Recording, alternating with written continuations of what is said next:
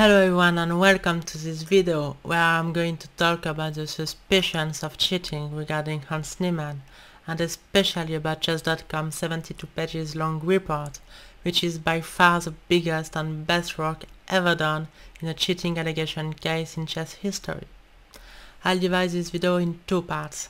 In the first, I'll describe the timeline of the known facts, and in the second part I'll talk about chess.com's statistics and how they match or don't match with the ones I presented in my previous video. So this is a Twitter thread that I wrote just after the chess.com report came out, and I used a very sarcastic tone, which I will not employ in this video. So we start in 2015. Hans is 12 years old, and according to chess.com, he's cheating in 9 games during Title Tuesday, which is, by the way, to which Hans confessed in his Single Cup interview.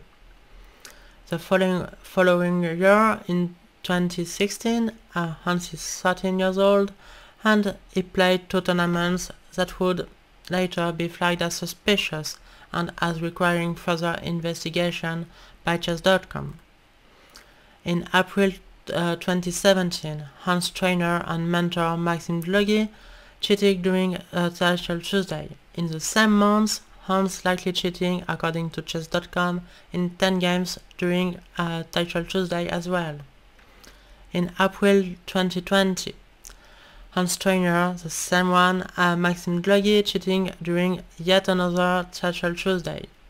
Between February and August 2020, Hans cheating in more than 100 online chess games, according to chess.com, including several prize money events. He was already 17 for some games, and he was also streaming in 25 of these games. So we arrive at August 2020. Hans is 17, and he has been living alone for at least 1 year, according to his Single Cup interview. He has, according to the same interview, rent to pay. He's only an international master who just lost his revenue as a streamer because he was banned for cheating. So basically he's in a very big trouble, because making a living out of chess when you are only an international master is almost impossible if you don't give lessons or if you don't stream, and being only an international master at 17 is not impressive if you compare with other chess prodigies, like this famous sentence by quote by Vichy Anand: "Nowadays, when you're not a grandmaster at 14, you can forget about it." And yeah, it's kind of true. Nowadays, they become grandmaster at 12, 13, 14, 15 is already a bit old, 16 is like the last chance, and if you are only an international master at 17, then you should not be promised to reach the top of the chess world. So if you believe in Hans' innocence, it's his very low point and the start of his redemption and success story. So now we arrive at September 2020. So in the very first tournament over the board after Hans was banned from chess.com and lost his revenue as a streamer, Hans makes his third and final grandmaster norm in a tournament later flagged as suspicious by chess.com.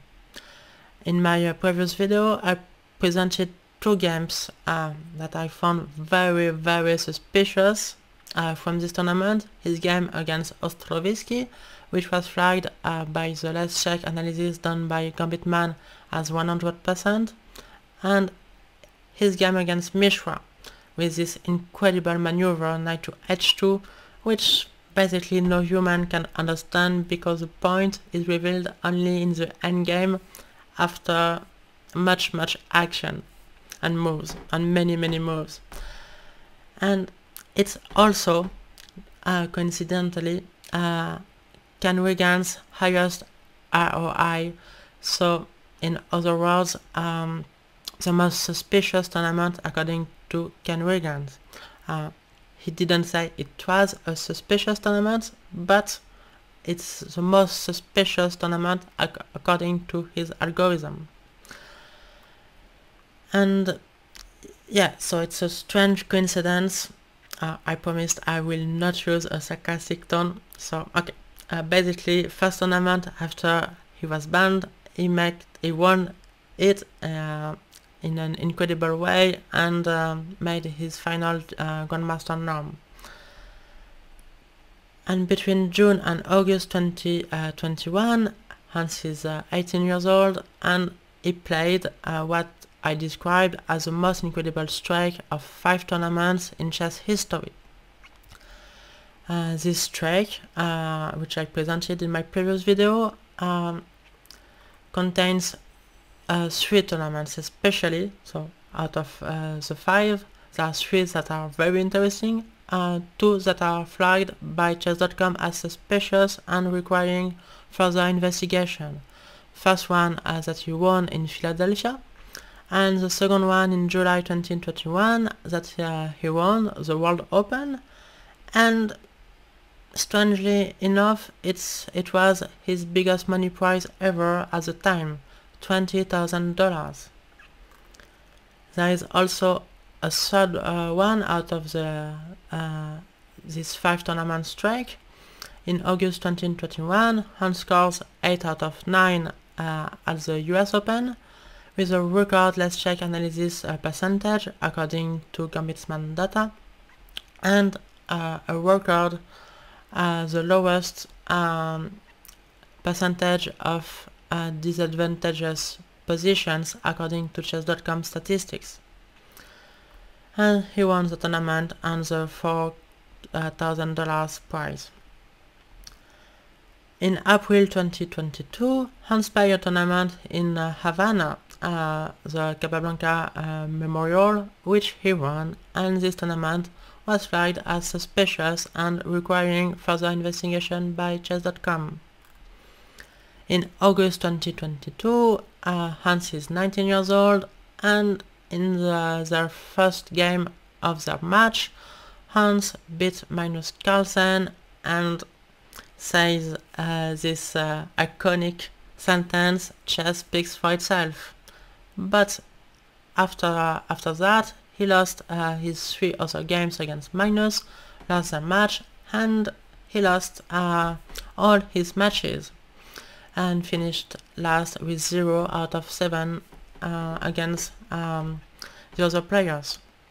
In September 2022, in a wonderful positional style, Hans Niemann not only beat but totally dominate Magnus Carlsen, who the day after announced in an unprecedented way that he withdrew from the Sinquefield Cup, accusing, without saying it, accusing that Hans had cheated. 2 days later, Hans gives an interview at the Sinquefield Cup in which he confessed, but he also lied repeatedly during his confession. He said he will never cheat in prize events. According to chess.com, he did. He said he cheated only in random games. According to chess.com, he did not. For instance, he cheated in a match against Jan Nepomniachtchi. He said that he didn't cheat while streaming. According to chess.com, he did cheat while streaming during at least 25 games. In October 2022, according to chess.com's report, Hans is the fastest rising top player in classical over-the-board chess in modern history. From age 11 to age 19 and 3 months, he's basically the best prodigy ever.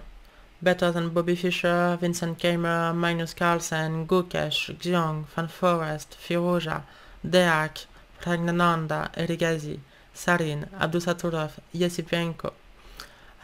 None of these players matches with Hans Niemann, who started his real improvement at 17 just after having been caught cheating and lost his revenue as a streamer. So Of course, it's possible that all these facts are explained by pure coincidence. But there is also another explanation, which is, well, it cheated over the board. And between these two hypotheses, there is the one that I consider much more likely than the other. But we live in a world where, thankfully, justice is done under the presumption of innocence. And I say thankfully because we understand that it's better to consider innocent someone who is truly guilty than to consider as guilty someone who is truly innocent. So are all those facts enough for FIDE to condemn Hans Niemann? I'm not sure at all, and if I had to guess, I'd rather say no, it's not enough, we need more, or maybe something totally different, or maybe something like a confession from an accomplice or whatever, but I'm not sure it's enough. What we know, what is publicly known, is enough. It's enough for me to be convinced, but for justice to condemn Hans, I'm clearly not sure. That said, this is the end of the first part, and now we'll talk about statistics a bit. First, let me remind you that the consensus before I did my first video was that it was impossible to find anything suspicious in Hans Niemann's statistics and games. Why? Because FIDE top anti-cheating expert, Dr. and Professor Kenneth Regan, said so, according to his chess-based article. Dr. Regan analyzed all of Hans Niemann's games over the last 2 years, including online games such as based on chess.com and their events, and his conclusion is there is no reason whatsoever to suspect him of cheating. The wide range of results in a bell curve, with some good and some bad, is actually a sign of a healthy distribution of results. Many of the so-called points of suspicion are in fact quite normal, and suspicion is really the result of faulty analysis by zealous amateurs. Even online, his play has been quite devoid of anything unusual. Basically, he said, just like this Chernobyl meme, completely normal phenomenon. And I knew all this before I did my first video, but as a zealous amateur, I wanted the world to know that, yeah, probably it was possible to find many things which were suspicious in Hans Niemann's games and statistics. So just before chess.com's report came out, there was an article by the Wall Street Journal which said that chess.com flagged 6 tournaments as suspicious. So of course I tried to guess what they were, according to Gambitsman data that I presented in my video before chess.com's report was published. What I didn't know was that 2 of these tournaments happened before 2019, so between 2019 and 2022, which correspond to the data that I presented, only 4 tournaments were flagged as suspicious by chess.com.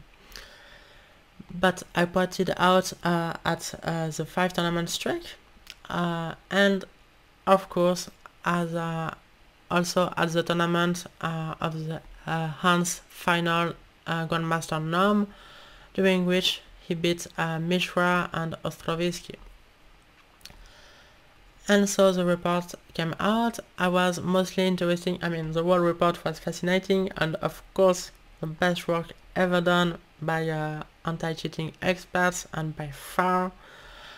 But I was mostly interested in this page, the 52nd one, but also I was a bit surprised at first because all the data is sorted by strength over performance, which is basically a comparison between the strength of the moves according to the engines and their algorithm and the expected strength of these moves according to Hans' rating. Why was I surprised? Because it's basically a useless piece of information if there is a big if we consider that Hans is cheating repeatedly.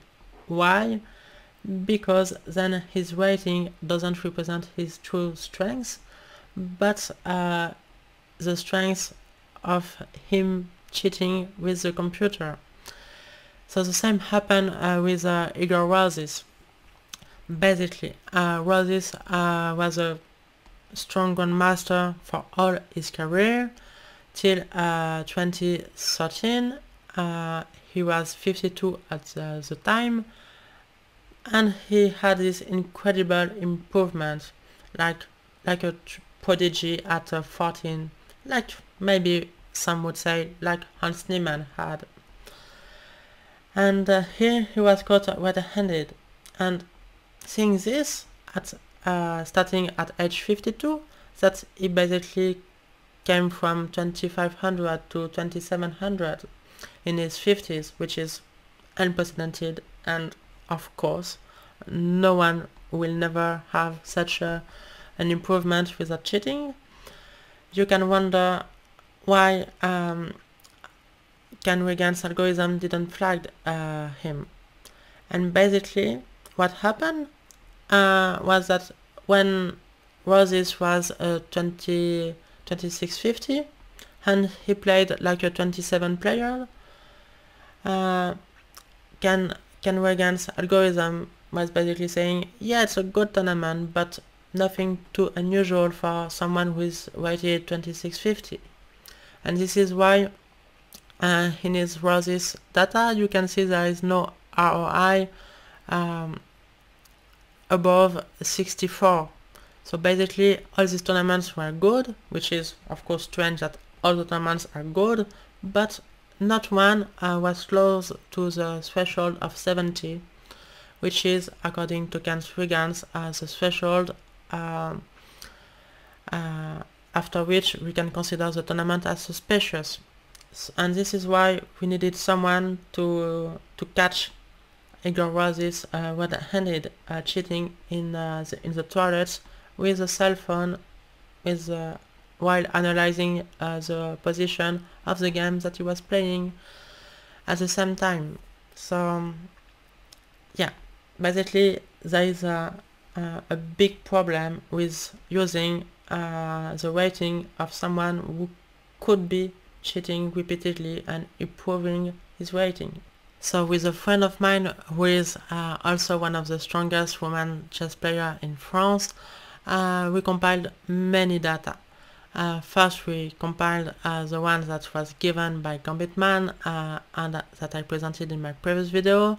We added the GPR, which is the rating performance, and data from chess.com like their strengths, their percentage of disadvantageous positions, their overperformance, and also Regan's ROI.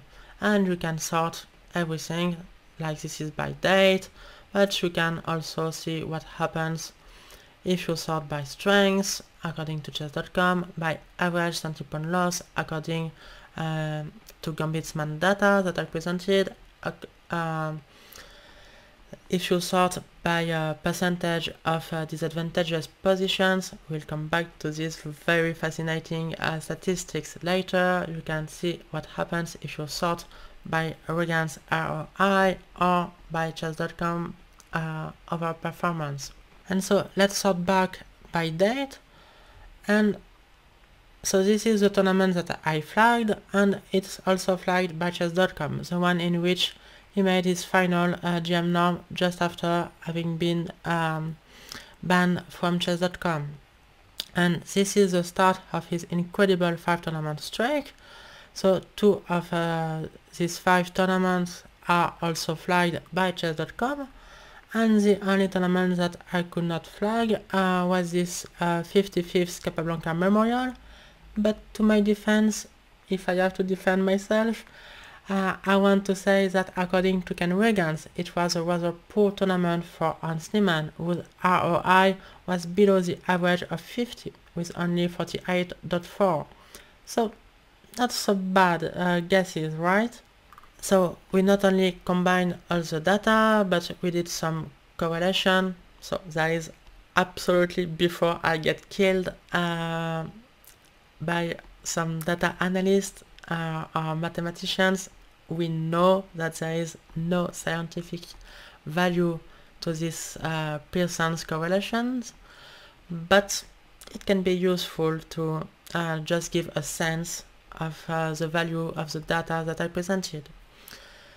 So the first correlation was between average anti-pawn loss and the let's check analysis percentage that I presented. And you can see it's very low, almost non-existent, a coefficient of minus 0.25. So basically both average anti-pawn loss and percentage according to the let's check analysis, basically they measure two different things. Almost no correlation, but interestingly they correlate quite well with the TPR, the rating performance, and also quite well with chess.com's strengths. We also made some correlations using Ken Regan's ROI. As you can see, it correlates quite well with chess.com's overperformance, which is good and also not so surprising because they work more or less in the same way. You can see there is a very low correlation between ROI and average anti-pawn loss, and an even lower correlation between ROI and the percentage of disadvantageous positions according to chess.com. And interestingly, the statistics with which ROI matches the most with is the let's check analysis percentage according to Gambitsman data that I presented, with a coefficient of 0.62. Interesting, yeah?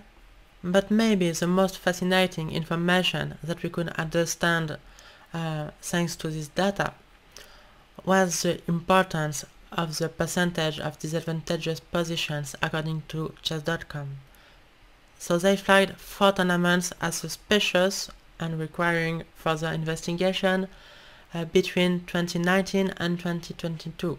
And all these tournaments are in the top 6 of the lowest percentage of disadvantageous positions.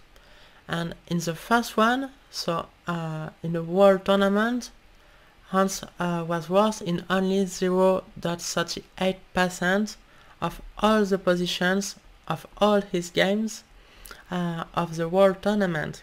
Incredible, yeah? And it just so happens that it's also the tournament that has the highest let's check analysis score according to the data by Gambitman that I presented in my video.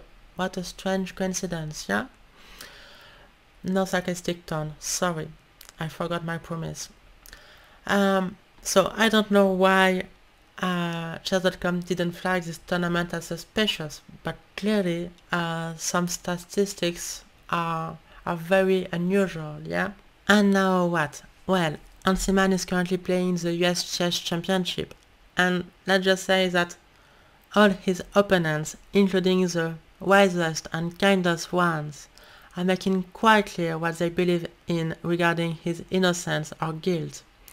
So we have this very peculiar situation where basically everyone at the highest level is convinced, but nothing can be done before FIDE takes a decision. But at the same time, FIDE should not rush the decision at all, because it's very likely that if they condemn Hans Niemann, then he will go to court, and if FIDE lacks strong evidence, they will be dismissed. So this story is far from over, but this video is. I hope that you enjoyed it, and I wish you a very nice day or evening or night. Bye, ciao.